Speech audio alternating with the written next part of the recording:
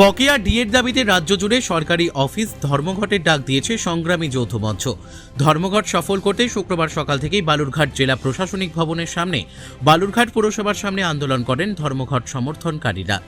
আন্দোলন করলেও ডিএ দাবিতে সরকারি কর্মীদের ধর্মঘটে তেমন প্রভাব পড়ল না বালুরঘাটের বিভিন্ন দপ্তর থেকে স্কুল ও কলেজে।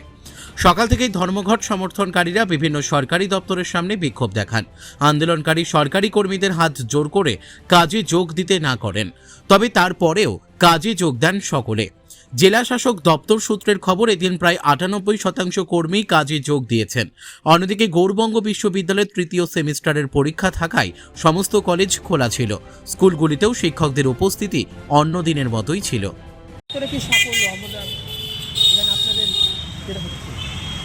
আমরা সংগ্রামী যৌথ মঞ্চের পক্ষ থেকে এবং আমাদের ইউটিউসি বালুরঘাট মিউনিসিপ্যাল এমপ্লয়িজ ইউনিয়নের পক্ষ থেকে আমরা বালুরঘাট পৌরসভার সামনে আমরা বিক্ষোভ প্রদর্শন করছি। ইতিমধ্যে আপনারা জানেন যে বকেয়া মহার্ঘ ভাতার বিষয়ে সুপ্রিম কোর্টের রায়কে অবিলম্বে কার্যকরী করার দাবি আছে আমাদের। সকল স্তরে অনিয়মিত শিক্ষক, শিক্ষাকর্মী, কর্মচারীদের অবিলম্বে নিয়মিতকরণ করতে হবে, এই দাবিতে আমাদের আন্দোলন চলছে।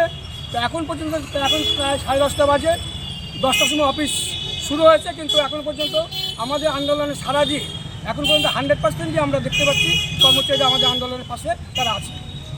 কোথায় কোথায় হচ্ছে বালুরঘাট দিয়ে? গোটা রাজ্যেই হচ্ছে, সর্বত্রই হচ্ছে। জেলা প্রশাসনিক ভবনের সামনে হচ্ছে, বালুরঘাট বিডিও অফিসের সামনে হচ্ছে, এসডি অফিসের সামনে হচ্ছে, বিভিন্ন স্কুলগুলোতে হচ্ছে, এসপি অফিস, জেলা পরিষদ, কোর্ট তো পুরোপুরি একদম বন্ধ।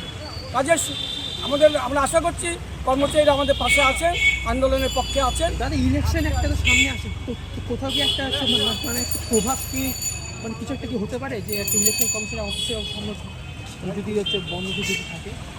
ইলেকশন কমিশন সেটা হচ্ছে জরুরি ভিত্তিক ব্যাপার, সেখানে আমাদের নেতৃত্বরা আছেন, তারা সিদ্ধান্ত নেবেন কী করবেন। ইলেকশন দপ্তর কতক্ষণ হবে আপনাদের পিকেটিং? আমাদের তো সারাদিনের পিকেটিং, আমরা এখানে 12টা পর্যন্ত থাকবো। কী নাম? বিশ্বনাথ সাহা। আমরা শিক্ষক কর্মচারীরা আমাদের যে ন্যায্য অধিকার, আমাদের ডিএর অধিকার থেকে এই সরকার আমাদের বঞ্চনা করছে এবং বঞ্চিত করছে। এই সরকার বারে বারে হাইকোর্ট, সুপ্রিম কোর্ট সমস্ত জায়গায় হেরেছে, তাও নির্লজ্জভাবে আমাদের ডিএ দেওয়াকে বন্ধ করেছে। প্লাস গত 6 তারিখে সেখানে তাদের ডিএ দেওয়া 25% দিয়ে দেওয়ার কথা ছিল, কিন্তু সেটা না করে তারা আবার সুপ্রিম কোর্টে আপিল করেছে। তাই আমরা শিক্ষক কর্মচারীরা বাধ্য হয়েছি আজকে ধর্মঘট ডাকবার জন্য। আমরা দ্বিতীয় যেটা দাবি রেখেছি যে আমাদের যারা অস্থায়ী কর্মচারী আছে, আমাদের পার্শ্ব শিক্ষক, ভোকেশনাল শিক্ষক, তাদের বেতন কম চালু করতে হবে। আমরা চাই আমাদের 7ম বেতন কমিশন শুধু ঘোষণা নয়, অবিলম্বে সেখানে কার্যকর করতে হবে।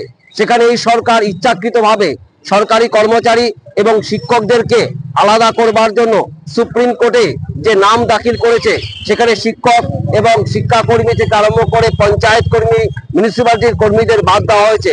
তারই প্রতিবাদে আমরা আজকে এই ধর্মঘটে সামিল হয়েছি এবং আমরা আজকে আমাদের বালুরঘাট প্রশাসনিক দপ্তরের সামনে কর্মচারী যারা আছেন তাদেরকে আমরা অনুরোধ করছি আজকে ধর্মঘটে সামিল হওয়ার জন্য, এবং তারা যথেষ্টভাবে আমাদের সাড়া দিয়েছেন। আপনার নাম? আমার নাম ভজন কুমার সাহা। আমি এবিটি এর ভারপ্রাপ্ত সম্পাদক এবং যৌথ কমিটি এবং সংগ্রামী যৌথ কমিটির পক্ষে আমরা আজকে এই ধর্মঘট সামিল করছি। বালুরঘাট থেকে মান্টি সিং এর রিপোর্ট, কুলিক নিউজ।